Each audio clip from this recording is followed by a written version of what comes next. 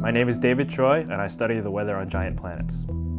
When we look at Jupiter, we're seeing the top of its atmosphere and its weather layer. And its weather layer contains a lot of interesting features such as jet streams, vortices, storms, and these particular features called hotspots. So hotspots are like holes in the clouds because they appear very dark when observed in visible light, but in near-infrared light they appear very bright. This indicates that we're seeing deeper down into warmer layers of the atmosphere. Hotspots have been previously studied by the Galileo atmospheric probe.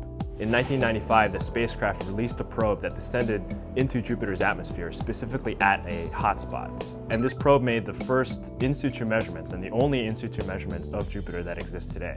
So it's very important to understand how hotspot meteorology works in order to place these in situ measurements from the Galileo probe in its proper context. In 2000, the Cassini spacecraft flew past Jupiter and created a series of still images that we compiled into time-lapse movies of Jupiter's atmosphere. Using these movies, we observed Rossby waves that caused north-south meanders in a jet stream south of the equator.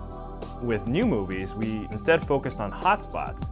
Hotspots are unique because we believe that there is a Rossby wave similar to what we previously detected, but instead of this Rossby wave moving north-south, it primarily moves up and down in the atmosphere. The downward portion of the wave pushes air down into warmer layers of the atmosphere. This causes any clouds that are embedded within the wave to evaporate and prevents further clouds from forming.